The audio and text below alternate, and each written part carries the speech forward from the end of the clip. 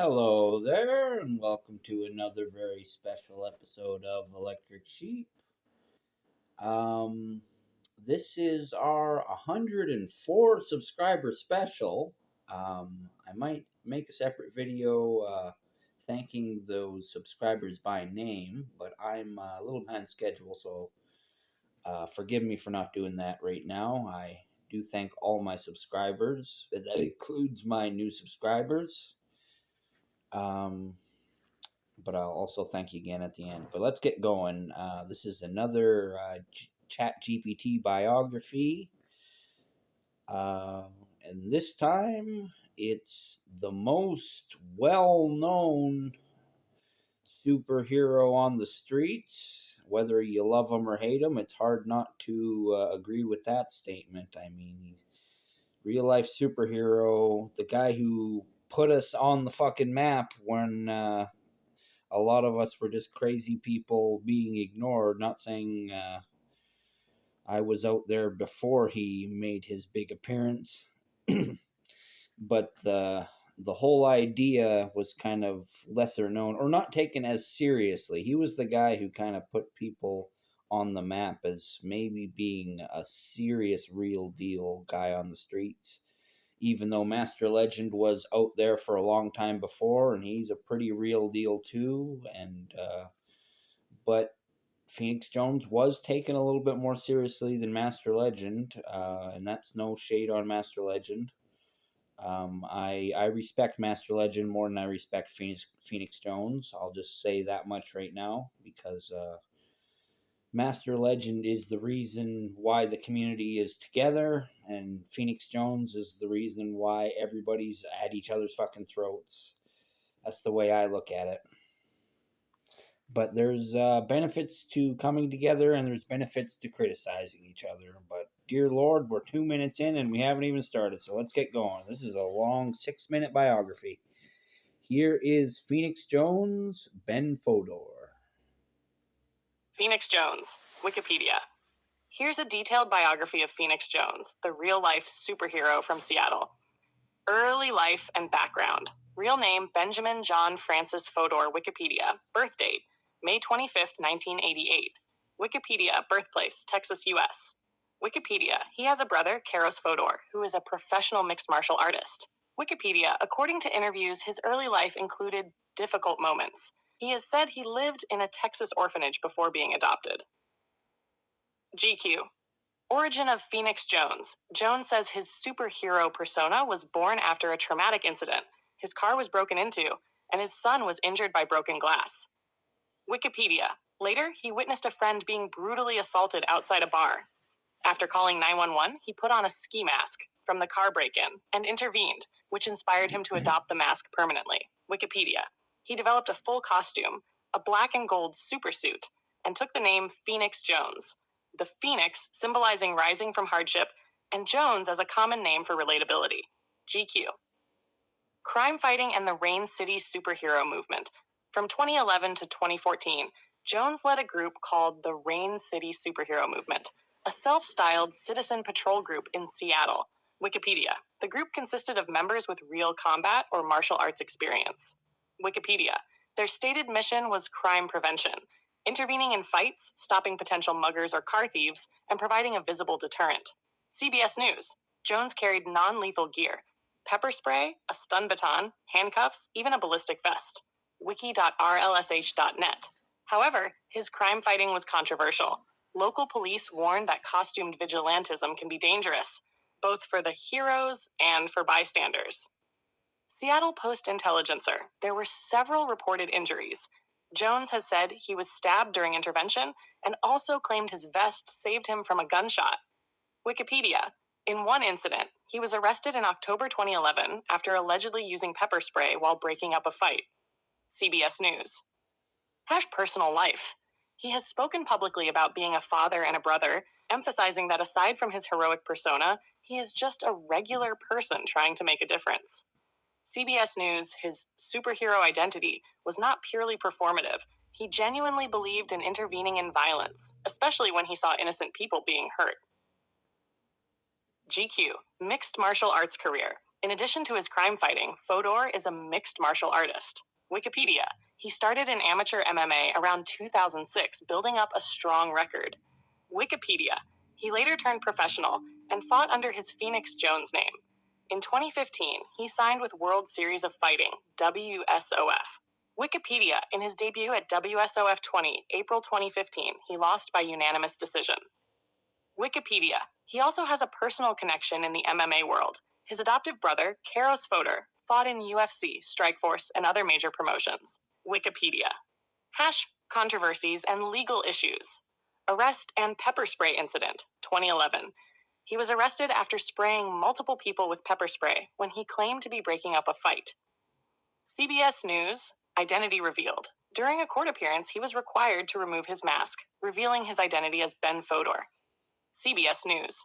Job loss. He lost his job working for a State Department after the assault investigation, reportedly because working with vulnerable people requires a clean record.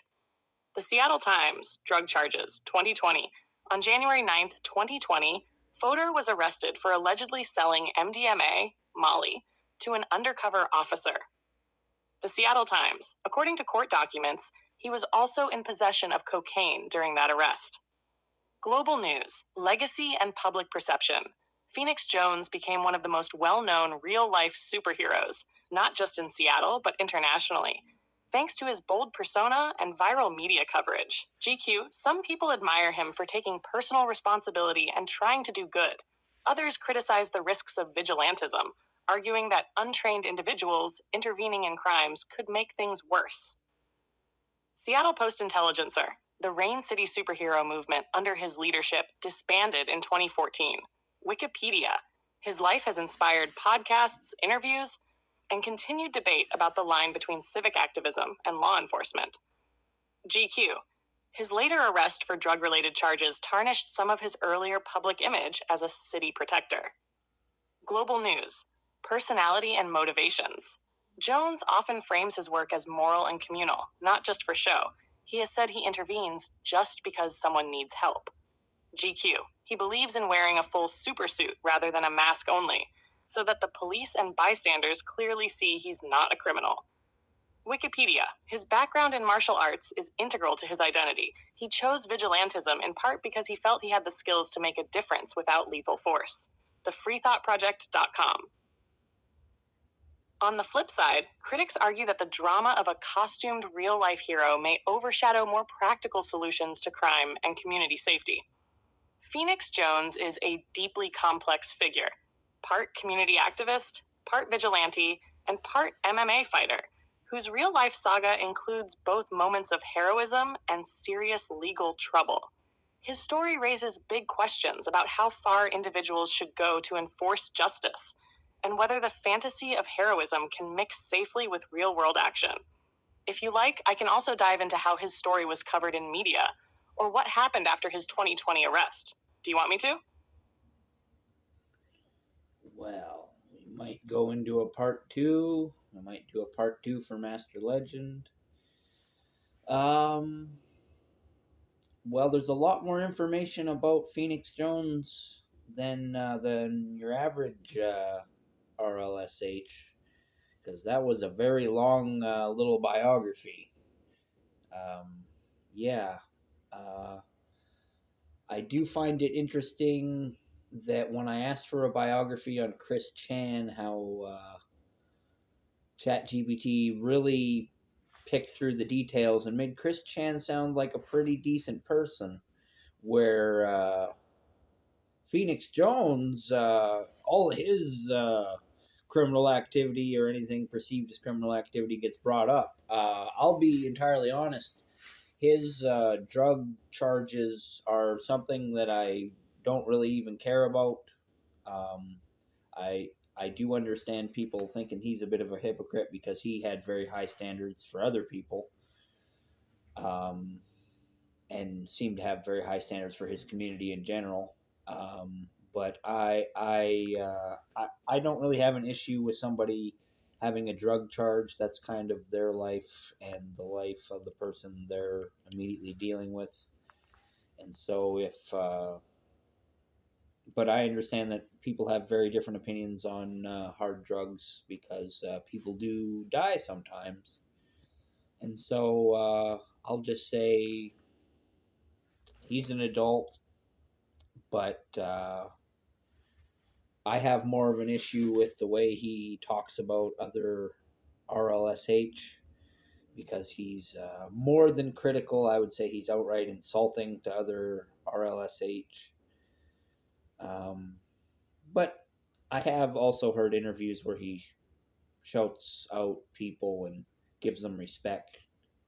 Just a simple mention about how Midnight Jack, somebody he was very critical of, he also said, "Thank you for going and getting a fire extinguisher that time." And it's like, yeah, man, recognition. That's all we all needed, you know. He could have had an iron community that was unbreakable, but he was saying all that real life sandwich handler bullshit, and it just wasn't a unified community where he was a really good symbol. You got to realize how much he inspired people. He inspired me. I was inspired by Thanatos, by Master Legend, by Phoenix Jones, by so many fictional or real life superheroes, and that includes heroes that don't put on the cape or a costume. There are so many heroes out there. But it also, for me, it includes people who a lot of people wouldn't consider RLSH.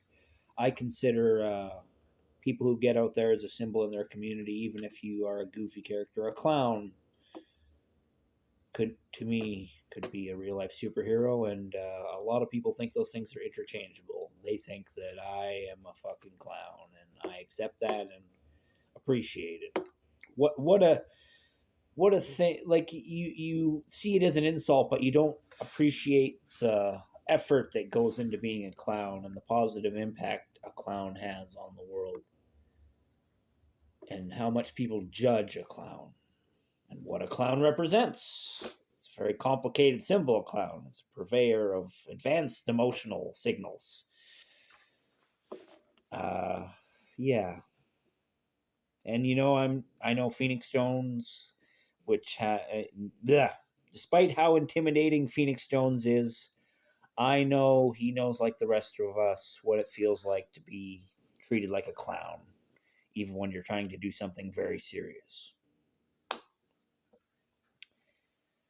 Um, I would like to say more because this is a subject that I want to talk so much about, real life superhero community in general and the concept of superheroes. But there are more videos in the future, so I'll just say thank you, Phoenix Jones, for your contributions to the real life superhero community, as massive as they are.